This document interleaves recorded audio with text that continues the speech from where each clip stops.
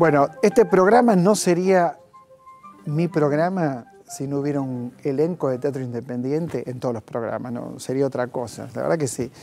Y disfruté tanto, ¿no? Como con Eran Tres Alpinos. Los que dicen que soy exagerado, yo les explico un poquito. Si a mí no me gusta lo que hacen, acá no vienen, es así. Yo no voy a invitar a alguien para decirle, mirá la porquería que hiciste. No, no es así. La gente que yo invito es porque me gustó mucho.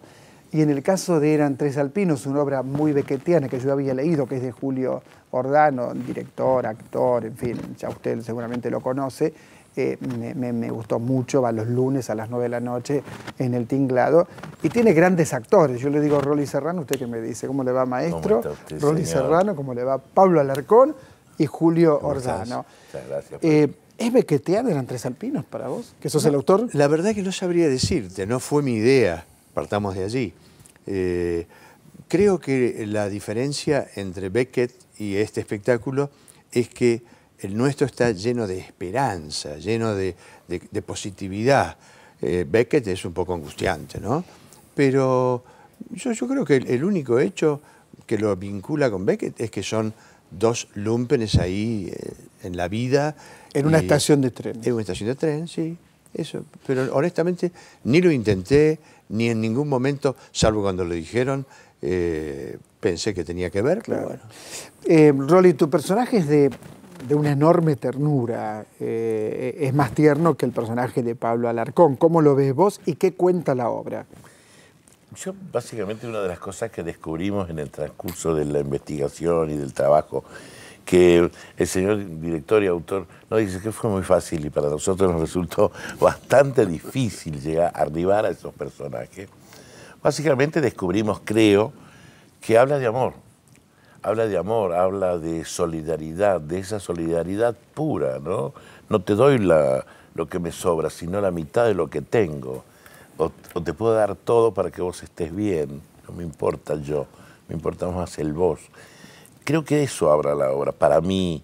Y de contar historias, ¿no? Y de contar historias, esa cosa de, aparte, o recuperar la palabra, recuperar el pensamiento como base de algo fundamental. Creo que hoy en día que está todo tan vertiginoso, que cosas como decir, bueno, me voy a poner a pensar, se escucha muy poco, se usa bastante poco. Pablo, ¿en qué se diferencia tu personaje del de él? Son dos indigentes, ¿no es cierto? Sí, son dos personajes que están en situación de calle. La diferencia, que este está muy enojado con su situación, muy enojado. No tolera estar en la calle, pero está en la calle, Y él lo tolera más y lo ve triste a este tipo y lo consuela contándole cuentos. Le cuenta historias para que él pueda sobrellevar la pobreza. Claro, que es una manera, sí, de que pase el tiempo y de que ese tiempo se ocupe con otra cosa que no sea la angustia y la desesperación, ¿no es cierto, Julio? Sí. Es lindo escucharlos a ellos porque yo como autor, honestamente, no puedo hacer un análisis claro de la pieza. Autor y director. Como director un poquito más, pero sí, tiene que ver con eso, en una época en la que todo te muestra tan negro el panorama y todo lo demás, lo que la pieza intenta es sobreponerse al miedo, al rechazo del otro, a la competencia y luchar y salir por encima de eso con la solidaridad, con el respeto por el otro, aún con los caracteres distintos que ellos tienen. Sin embargo, se ve claramente que se aman. Pero hay un tercero que viene a romper esa suerte de idilio en el sentido de la amistad que tienen ustedes, ¿no es cierto? El otro está realmente enojado con la sociedad y sale a romper la sociedad, sale a matar, sale a robar. Estos dos no, estos dos son dos personas buenas. Álvaro Ruiz. Claro, Álvaro Ruiz. ¿Qué te pasa, Rolly, frente a ese tercero? ¿Podés contar algo? Sí. Mi personaje particularmente se enamora de alguien que es rebelde ante la vida, ante la injusticia, cosa que yo no pude hacerlo. Particularmente mi personaje siempre fue o por lo menos yo lo construí desde ese lado. Todavía aceptó todo como viene, esta cosa de si me pegan un cachete pongo el otro, acepto todo como viene. En cambio, veo en este joven la rebeldía, veo la cosa, inclusive hay un momento donde él dice, yo estoy así, medio asustado, y él, porque tiene la mano lastimada, dice, me la hice contra la cara de uno que me quiso lastimar. Y yo me sonrío un poco, pero es muy interno el ver que por lo menos él pudo hacer algo que yo no pude hacer nunca en mi vida. Y cuando él al final me reta, bueno, no habla a la hora, pero me reta porque yo no puedo hacer, ¿por qué no te animaste vos? Ahí es donde él se desviste y dice, porque es tantas cosas en la vida que no me animé a hacer. Mi vida fue una constante de eso, no poder dar ese paso adelante. La obra representa a toda la sociedad también, un poco, nuestra propia situación de calle que tenemos, aún en la mejor situación de la sociedad, ¿no? Vos sabés que la situación de calle es un fenómeno mundial. Mundial. Es mundial. Claro. No hay ningún país del mundo donde uno no vaya que hay gente en situación de calle, por distintos motivos, porque algunas veces me he preguntado por qué no era un refugio, por ejemplo. De hecho, en Buenos Aires hay refugios que te permiten dormir, bañarte, pero hay mucha gente en situación de calle. Es una manera, no sé, de estar en el mundo porque no te queda otra. Probablemente sea así. Lo que nunca vi es la ternura que hay en estos personajes estando en esa situación. Eso nunca lo vi. Porque hay gente que elige estar en la calle, que no tolera los refugios, no los toleran, quiere estar en la calle, ¿no? Yo te quiero contar cómo conocí esta obra. Me llama Julio a leer una obra de un autor polaco. Tina Marqués. Y la leo, y me maravillo. Quiero hacer esta obra, la quiero hacer. ¿Qué escribió este hombre? ¿Cómo es posible que no lo conozca yo? Empecé a googlear el nombre y no aparecía por ningún lado. Te hizo trampa. Me hizo trampa. Era Julio Ordana. Rolly, días de función. Los días lunes a las 9 de la noche en el Tinglado, Mario Bravo 980. 948. Sí, por eso llegó tarde. Ahora me entendí una muchacha. Dos cosas entendí hoy. ¿Por qué no vine en otras oportunidades con otras obras acá? Se me quedan malas. No, tenés que venir siempre acá. Tenés que venir siempre. Es un privilegio. Tenés que venir siempre. Gracias, Julio. Gracias, Rolly. Gracias, Pablo. Realmente muchas gracias. Y hay que ir a ver el teatro, no hablar, sino ir y verlo. Gracias por defender y cuidar y amar lo que más amamos los actores, que es el teatro. Yo el teatro, yo respiro mejor en un teatro, te lo juro. Es un amor que tengo por el teatro desde los 7 años de edad. Imagínate, era la época de Rosas, cuando yo tenía 7 años. La ranchería. Yo te vi jugar en los parques de Palermo. Ahí jugaba. Actuó en la divisa Punzó. Sí. Gracias, muchas gracias. Gracias a vos. Cambio de tema, voy a saludar a un escritor que admiro, que lo he leído, creo que he leído casi todo. Andrés Neumann, ¿cómo le va, maestro? ¿Qué tal? Un gusto. ¿Todo bien? Regresar a conversar con vos. Me acuerdo de Un viajero del siglo, ¿te acordás de ese texto? ¿Qué texto, no? Sí, me llevó casi 6 años, así que lo recuerdo a veces con cariño y a veces con impaciencia, pero sí.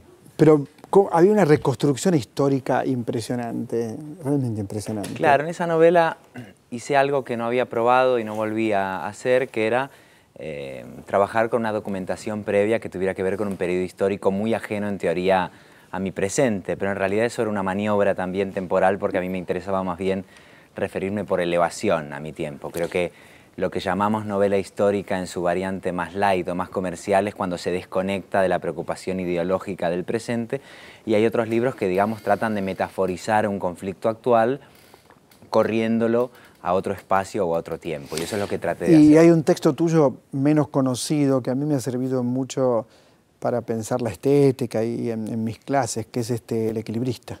Claro, que es un libro de aforismos. Es un libro de aforismos, pero muchísimos tienen que ver con la estética, con las cosas más importantes de lo estético. Y leyendo una vez Argentina, bueno, me encontré con un libro muy extraño, ¿no? Porque acá hay como una memoria prenatal, antes de que vos nacieras. Estás contando la historia de abuelos, de bisabuelos, en fin, de gente que llegó a este país desde Bielorrusia. Estás contando enormes anécdotas de la Argentina. Hay muchos personajes. Contame, está la dictadura también, Sí, ¿cierto? sin duda, porque bueno, mi generación, los que tenemos 30 y muchos, somos a veces literalmente hijos de la dictadura. Yo nací 9, 10 meses después del golpe de Estado, ¿no? Es la historia de mi familia, por un lado, pero la idea era un poco tratar de cubrir con ese mosaico de ancestros más o menos el siglo XX en Argentina. Y efectivamente tiene algo de memorias prenatales. A mí me gustaba jugar con eso porque aunque aparentemente fueran unas memorias familiares, lo cierto es que la condición narrativa de la memoria en teoría es poder recordar en primera persona. Y en cambio la primera persona de esta novela, y por eso la llamo novela y no memorias, opera una maniobra que es recordar lo que no vio, recordar lo que no pudo ver, lo que sucedió anteriormente a su nacimiento, tratando de metaforizar un poco que la memoria es un trabajo en equipo, tratar de reflexionar hasta qué punto lo que recordamos es en primera persona. Creo que la memoria de toda infancia está influidísima de relatos ajenos. Muchas veces creemos recordar algo que nos contaron. Y a mí me interesaba tratar de extender ese fenómeno cuando nos es inoculado un recuerdo narrado en la infancia y que terminamos creyendo que lo vivimos y que lo vimos y que hay un conjunto de imágenes que nos pertenecen cuando en realidad fueron legados. Me interesaba prolongar ese mecanismo y decir, bueno, ¿y si todo un país, si toda una familia consistiera en eso, en una herencia de recuerdos, de malentendidos, de manipulaciones narrativas? Así que bueno, empieza digamos con el comienzo del siglo XX y mis bisabuelos, tatarabuelos, y termina el día que mi familia decide abandonar el país y yo reanudo mi infancia en España. Leyendo el libro me encontré con una frase que es un concepto. Vos decís algo así como que uno cuando relata ama lo que relata.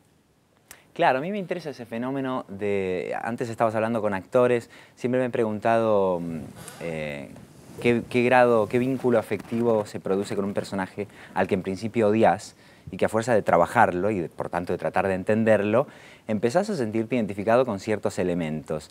Y del mismo modo, cuando uno trabaja con el dolor o cuando uno trabaja con ciertos recuerdos más o menos oscuros, desarrolla una especie de paradójico cariño que tiene que ver con la cercanía y el trabajo estético con esos materiales. Me impactó la historia de tus padres, ¿no? Sobre todo tu madre, que era profesora, era música, perdón, era violinista, no profesora, sí. Era violinista. Me impactó, no sé por qué, me parece como que uno sabe de sus padres a partir de que vino al mundo. A uno no se le ocurre pensar cómo se encontraron, cómo se enamoraron, cómo se cruzaron. Supongo que lo habrás escuchado, supongo, o lo habrás inventado, pero él le hace una trampa a ella para poder conocerla, para poder estar con ella. Claro, mi papá le escondió el atril. Le escondió el atril y después se lo va a devolver y después le cuenta que se lo escondió y ella le dice, bueno, era lo que yo quería, lo que yo deseaba, ¿no es cierto? Menos mal que me escondiste el atril. Claro, pero esta reconstrucción de algo donde uno no estaba, ¿no? Y de los padres. Ese es el vértigo cronológico que me condujo a la emoción de escribir el libro. Darse cuenta de que uno de pronto alcanza la edad de sus padres en su recuerdo de infancia. Eso para mí es un fenómeno de ciencia ficción. A toda persona le sucede, o a casi todas las personas le sucede, que en un momento dado alcanzan la edad de su primera imagen paterna o materna. Y ahí de algún modo alcanzamos, por un lado, la mortalidad y por otra parte, ese recuerdo paterno-materno se congela y alcanza una suerte de inmortalidad indirecta. Entonces me interesaba precisamente pensar qué edad tenemos cuando recordamos. Cuando recordamos a nuestros bisabuelos tenemos una edad negativa, tenemos una edad menor a la de nuestro nacimiento.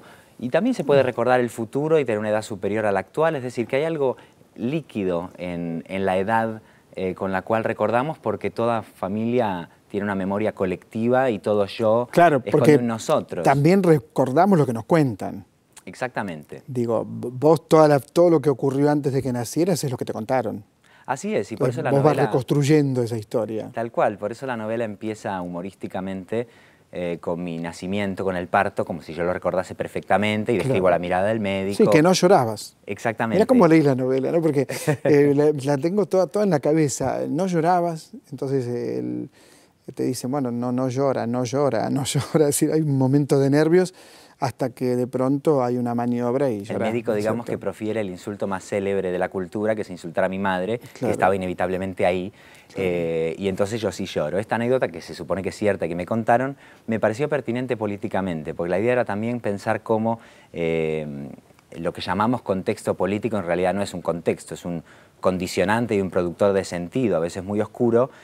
Todo eso que llamamos, digo, contexto político afecta las emociones y al mismo tiempo, como todo contexto político, refleja las situaciones familiares. El silencio de un país es la elipsis de una familia, lo que no se cuenta a una sociedad es lo que a veces un padre no le cuenta a un hijo. Entonces me pareció como significativo que hubiese una duda en un nacimiento de si pegarle o no al bebé para que empezara a llorar, y ese silencio medio inquietante del niño que no es capaz de llorar, no es capaz, digamos, de llegar al mundo en forma de duelo, cuando hay tantos motivos para hacer ese duelo. Y el título, Una vez Argentina, yo cuando la leía pensaba, qué país distinto, qué país diferente. Claro, sí, el título tiene que ver con una cierta... También qué valores diferentes, porque hay un familiar tuyo, por ejemplo, que en vida va regalando todo. Como que había una relación con el dinero más sana quizás que ahora.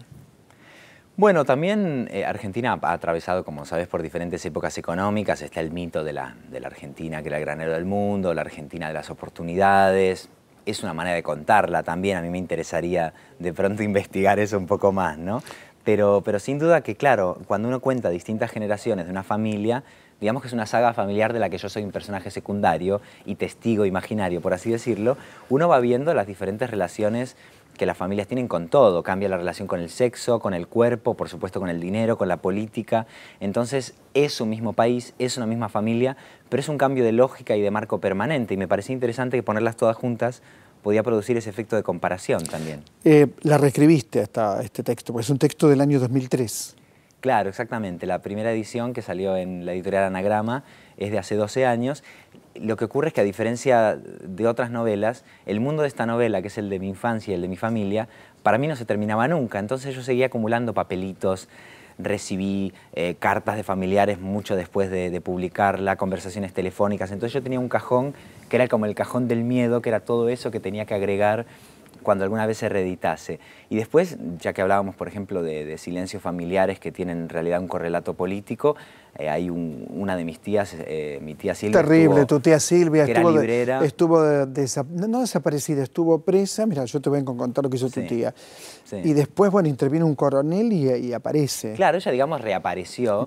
Y en la primera edición había una especie de omisión más o menos elegante de su cautiverio, porque ella no me lo había contado, porque a mí me habían contado que no quería, claro, que no quería narrarlo. Y ahora que pasó el tiempo, la fui a buscar, la llamé y le pregunté si tenía algo que añadir, y resulta que me contó su cautiverio con pelos y señales, y entonces esto me hizo pensar, ¿ella no quería contar o nosotros no queríamos preguntar? Y me parece que ese interrogante afecta a una familia, pero también afecta a la sociedad a la que pertenece. Andrés Neumann, Una vez Argentina, gracias una vez más. Muchas gracias. A leer Una vez Argentina, y es verdad, una vez la Argentina fue tal como la cuenta Andrés Neumann. Enseguida volvemos. Esto es Otra Trama por la televisión pública. Está Horacio Tarcus en nuestro estudio.